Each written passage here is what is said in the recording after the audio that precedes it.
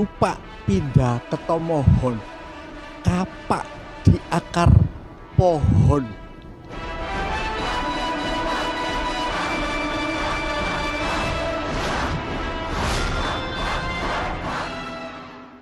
Shalom, selamat sore, selamat bertemu kembali dalam siaran rohani pada sore hari ini. Kita mau sama-sama baca di dalam Lukas 3 ayat yang ke-9.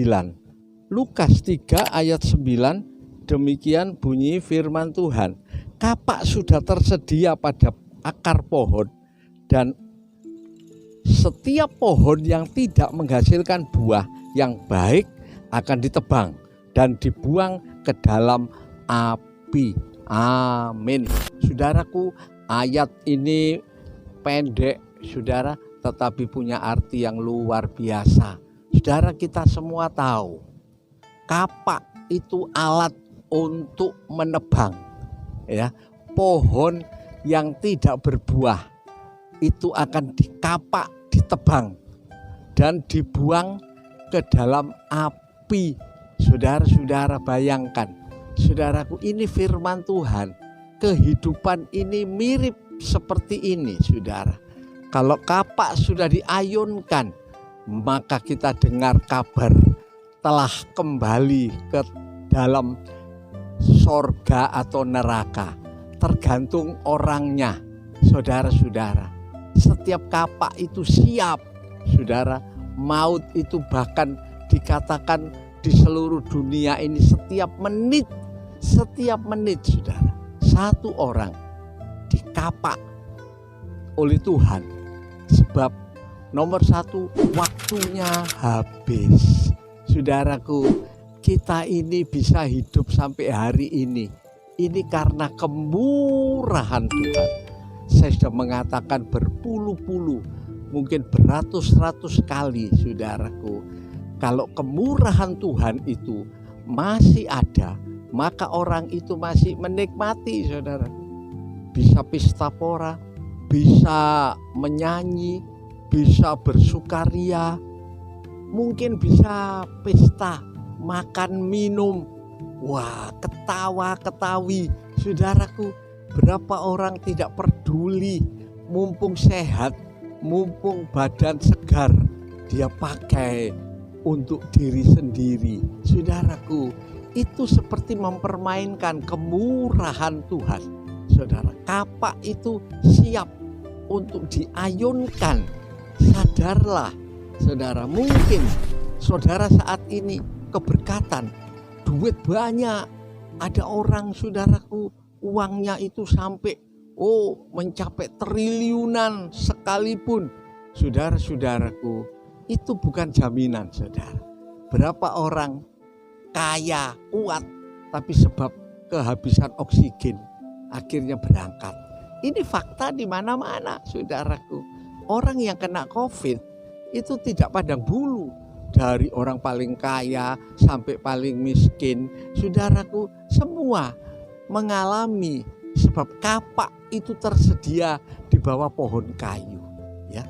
Artinya apa, saudaraku? Setiap orang punya kesempatan dan waktu yang tidak sama dari Tuhan. Saudaraku, di Alkitab yang lain Tuhan malah berkata diberi waktu setahun lagi, saudara. Kapak itu seharusnya diayunkan, tapi diberi waktu setahun lagi.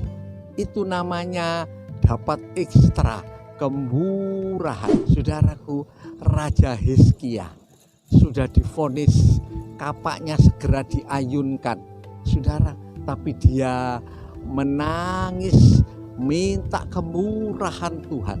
Saudaraku, diberi waktu 15 tahun lagi, bukan main.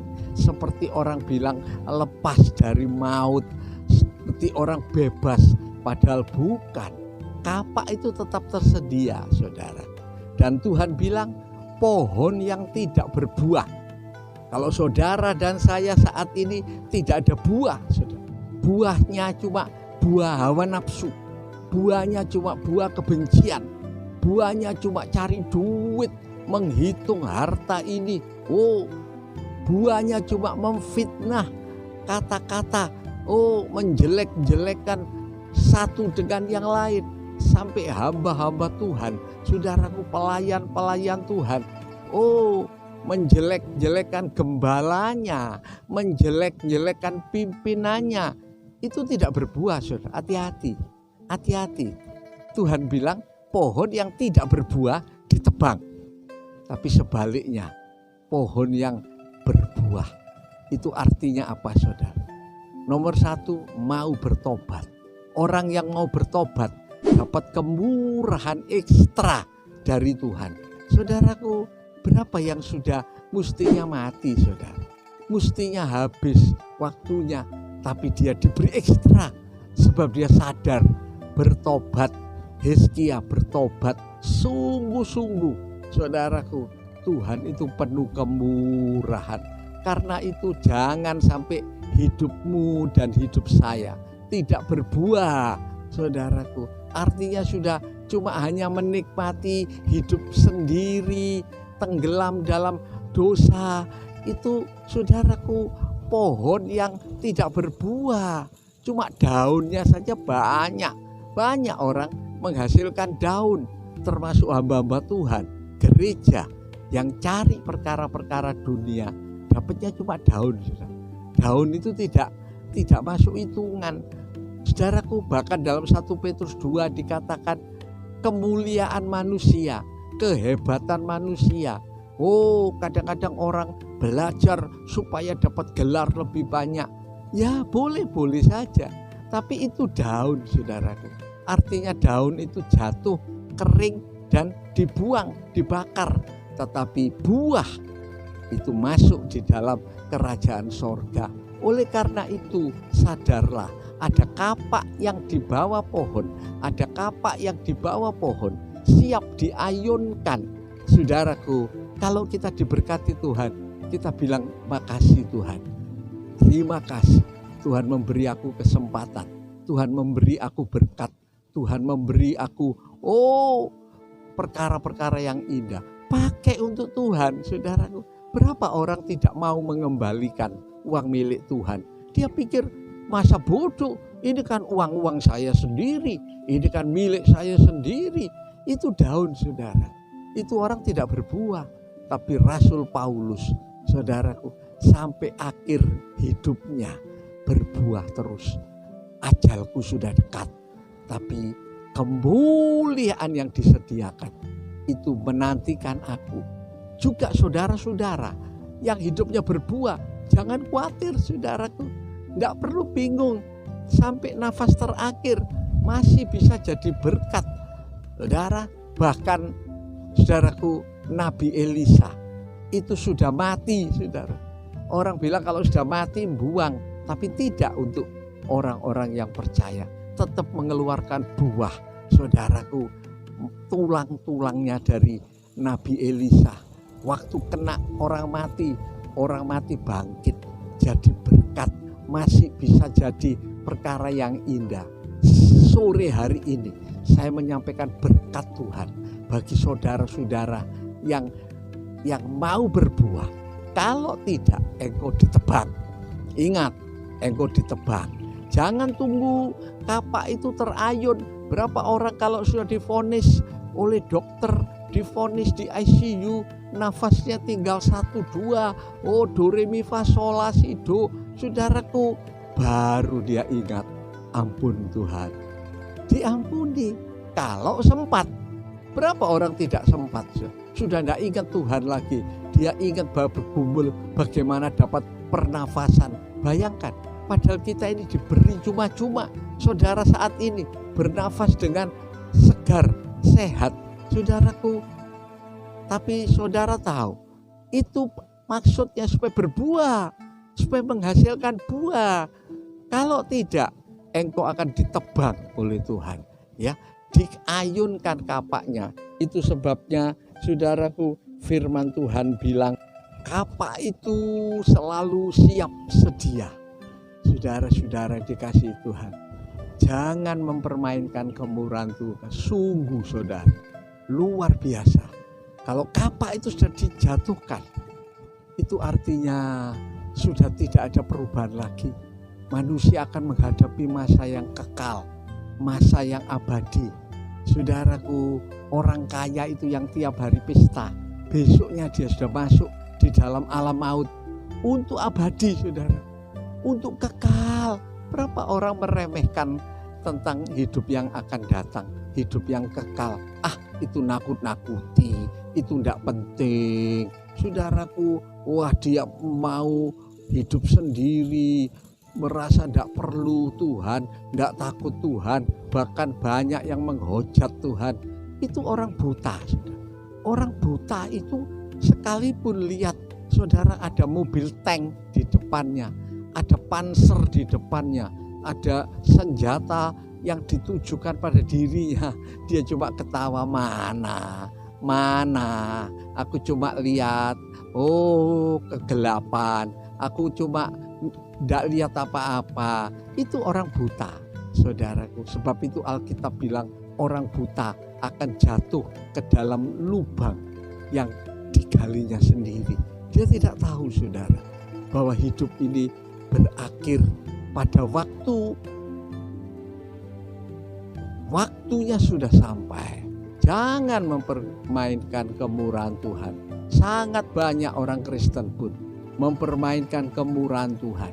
Saudaraku, engkau hinakan kemurahan Allah yang menuntun engkau kepada pertobatan, diberi waktu, diberi berkat, diberi kesehatan, diberi perlindungan. Itu tujuannya supaya bertobat.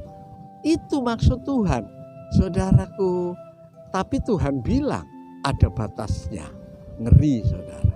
Yehezkiel 33 ayat yang ke-13 mengatakan, sekalipun orang itu berbuat banyak buat Tuhan, baik buat Tuhan, tapi di akhir hidupnya dia undur, dia tidak lagi setia, dia tidak lagi taat kepada Tuhan, saudaraku. Segala yang dikerjakannya selama ini, kesukaran pengorbanan selama ini tidak diperhitungkan, hangus. Seperti saudara lihat kalau orang salah pencet, saudaraku, habis, hangus, terhapus, ngeri. Dan kalau terhapus tidak ada gunanya, saudara. Biarpun mati-matian buat Tuhan. Itu sebabnya Matius 7:21 bilang, bukannya orang berseru Tuhan, Tuhan itu masuk surga, tapi orang yang melakukan kehendak Tuhan. Saudaraku, banyak orang akhir zaman bilang, Tuhan, bukankah aku yang menyembuhkan orang? Orang kalau sudah bisa menyembuhkan orang, ini dikagumi di mana-mana, saudara. Luar biasa. Ada orang lumpuh berjalan, saudaraku. Tapi waktu dia kembali sama Tuhan, Tuhan bilang, aku tidak kenal kepadamu. Siapa engkau? Tuhan, bukankah aku yang mengusir setan? Bukankah aku yang berbuat mujizat? Aku tidak kenal kepadamu. Saudara, Tuhan itu tidak silau dengan segala apa yang kita buat di dunia ini. Saudara-saudara, yang membuat Tuhan itu, saudaraku, setia dan taat itu orang yang takut akan Tuhan, orang yang setia sampai akhir, orang yang taat sampai akhir. Sekalipun seperti penjahat itu, saat akhir dia sadar, bertobat, dia seperti orang menerusi api. Saudara bayangkan, orang menerusi kebakaran besar, itu sudah tidak mikir hartanya, tidak mikir barangnya. Saudara, kalau dia bisa selamat saja, untung-untung. Itu orang yang tidak mau bertobat. Itu orang yang mempermainkan kemurahan Tuhan. Kapak itu sudah tersedia, saudaraku, sadar tidak sadar, sudah di bawah akar pohon. Artinya di bawah setiap manusia yang tidak berbuah akan dipotong, ditebang, dibuang dalam lautan api. Saudaraku, itu namanya celaka yang sesungguhnya. Itu namanya binasa kekal. Saudara-saudaraku, saya menghiburkan satu saudara yang istrinya ditinggal. Saudaraku, saya bilang, berhenti dari kelelahannya. Orang yang masuk surga itu sudah tidak ingat lagi, saudara. Lazarus sudah tidak ingat kalau dia dulu di dunia jadi pengemis, kalau dulu dia boron semua, sakit. Tidak sebanding, sungguh. Tapi kalau orang itu taat, saudaraku, saudara berbuah untuk Tuhan, itu dinikmati besok di dalam sorga untuk abadi. Betapa hebatnya orang yang cinta Tuhan, betapa bahagianya orang yang taat kepada Tuhan. Bahkan Tuhan bilang melalui Mazmur 1 ayat 3, seperti pohon di tepi sungai, berbuah pada musimnya. Saudara, terus berbuah, mengeluarkan buah. Hidupnya penuh jadi berkat, di mana dia berada jadi berkat. Selalu mendoakan, selalu saudara memuji-muji Tuhan. Kalau bangun tidur bilang, terima kasih Yesusku, terima kasih Yesusku. Itu berharga, saudara. Pujian manusia itu sangat berharga. Kalau orang di sorga memuji Tuhan, ya itu wajib, itu sudah biasa. Tapi kalau di dunia, di tengah penderitaan seperti Ayub, saudaraku, itu permata-permata yang indah di mata Tuhan. Bahkan Ayub bilang, sekalipun Tuhan tidak tolong, sekalipun aku menderita, aku tetap mengasihi Tuhan. Bukan main, itu mutiara di hadapan Tuhan. Saudara, Tuhan tidak bisa menciptakan mutiara-mutiara ya melalui ketaatan saudara dan saya di dalam dunia ini. Saudaraku, jangan sampai kapak itu diayunkan, kita tidak berbuah. Kalau memang waktunya, tidak masalah, seperti Rasul Paulus. Saudaraku, mahkota kemuliaan menantikan aku. Tidak takut dia dengan kematian. Saudaraku, virus ini yang ada saat ini, sebetulnya itu peringatan dari Tuhan. Supaya orang sadar saudara. Ya, sadar. Kita sekarang bernafas dengan bebas, menghirup udara semaksimal mungkin. Oh, malah segar badannya, malah tidur nyenyak, saudaraku. Tapi yang sakit, menghirup sedikit saja, bayar, saudara. Oksigen itu bayar, saudaraku. Berapa yang butuh oksigen? Saudaraku, satu orang kaya dia bilang, sudah berapapun beli, tapi tidak ada barang, kosong, akhirnya mati. Saudara, dia butuh oksigen, dia butuh pernafasan. Karena itu, saudara dikasihi Tuhan, perhatikan peringatan Tuhan itu. Kapak itu tersedia di bawah pohon, yang tidak berbuah ditebang. Lalu tidak cuma ditebang, saudara, ada sambungannya, dimasukkan dalam api, dibakar sampai habis.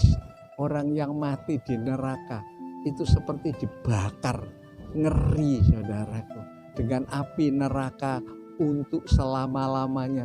Wahyu berkata, asap siksanya naik selama-lamanya, mengerikan. Tidak ada sedikit pun harapan untuk bisa kembali. Tetapi kalau kita sekarang sadar, saudara berbuah, untung, saudara, untung. Karena itu jangan kita mempermainkan kemurahan Tuhan. Terlalu banyak orang main-main, nafas segar ya dipakai untuk jalan-jalan, untuk berfoya-foya, berzina, untuk melasatkan tubuh. Why?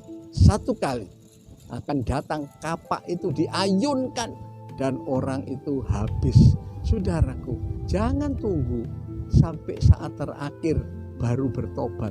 Itu belum tentu sempat. Kedua, saudaraku, orang ini tidak membawa apa-apa.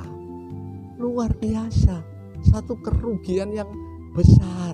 Kalau semasa hidupnya dia berkorban untuk pekerjaan Tuhan, untuk pembangunan, untuk perpuluhan, persembahan, mereka tidak pusing, mereka meremehkan hal itu. Ya, waktu sesudah kematian menyesal, aku ingin berbuat Tuhan, aku mau Tuhan, aku rela Tuhan, aku semuanya, saudara. Tapi waktunya habis, sudah tidak ada kesempatan lagi, mengerikan. Karena itu, saudaraku, jangan kita main-main, jangan main-main, ya. Hidup ini, saudaraku, adalah untuk hari ini. Kita hidup ini untuk hari ini 24 jam. Hari besok tidak tahu. Berapa orang bangun tidur dia tidak tahu. Ada yang bangun tidur sudah pindah di kamar mayat. Itu fakta yang ada. Orang bilang, oh ini mati mendadak. Oh ini mati serangan jantung. Oh ini mati ini dan itu. Tapi sebetulnya waktunya habis. Saudaraku, kalau waktunya tidak habis, Tuhan itu yang menghidupkan, Tuhan yang mematikan. Saudaraku, Sadrak, Mesak, Abednego secara manusia vonis mati di dalam dapur api 7 kali panasnya, coba. Tapi Tuhan bilang, engkau hidup, engkau tetap mulia. Saudaraku, api itu bisa tidak mempan. Coba bayangkan, ada manusia seperti ini, saudara. Itu dapat kemurahan Tuhan. Karena itu jangan sia-siakan kemurahan Tuhan. Kalau saudara bisa tidur, ingat besok saya mau masak ayam panggang, masak ini dan itu. Katakan pada Tuhan, bersyukurlah, terima kasih Tuhan. Kalau Tuhan memberi kesempatan berdoa, kita berdoa pada Tuhan. Ya, kita mau sembahyang pada Tuhan. Saya undang saudara bangkit berdiri saat ini. Jangan sia-siakan kemurahan Tuhan. Siapa yang ada salah, siapa yang ada dosa, angkat tangan dulu saat ini. Saya berdoa buat saudara, istimewa jemaat GTI maupun para pemirsa siaran video ini. Sadarlah, kesempatan saudara bertobat, baca Alkitab, selidik firman Tuhan, takut akan Tuhan. Terus hidup ini akan penuh dengan berkat pertolongan. Tidak khawatir saudaraku. Seperti apa yang dikatakan Rasul Paulus. Oh, aku melihat sorga terbuka. Kemuliaan disediakan bagiku. Menunggu dia, bukan main. Saudaraku, kita berdoa saat ini. Bapa dalam sorga, Tuhan melihat tangan-tangan yang diangkat pada siang hari ini, sore ini Bapa, di dalam nama Yesus. Baik semuanya Bapa, Engkau jamah, Engkau beri kekuatan supaya mereka sadar, mereka menikmati hidup hari ini. Di dalam nama Yesus, di dalam nama Yesus, di dalam nama Yesus. Terima kasih Tuhan. Angkat kedua tanganmu, kiranya kasih-Mu Bapa, anugerah-Mu Tuhan Yesus, persekutuan kuasa Roh Kudus menyertai setiap saudara-saudara mulai hari ini sampai Maranatha. Tuhan Yesus datang kembali di dalam nama Tuhan Yesus Kristus. Kami berdoa ucapan syukur. Semuanya kita percaya bersama-sama mengatakan amin. Ya, kita sampai berjumpa kesempatan yang lain.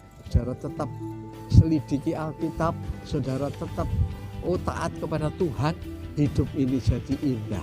Hidup ini akan berbuah-buah indah. Shalom. Sampai berjumpa kesempatan yang lain. Haleluya. Haleluya. Allahku, Rajaku, angkatku dan bebaskanku. Berkuasa selamanya. Ku percaya padanya, Dialah Tuhan. Datang dari surga, selamatkan kita, umat manusia. Bangkit, hidup, berkuasa selamanya. Dia buka jalan bagi umat manusia. Haleluya, Dia berkuasa.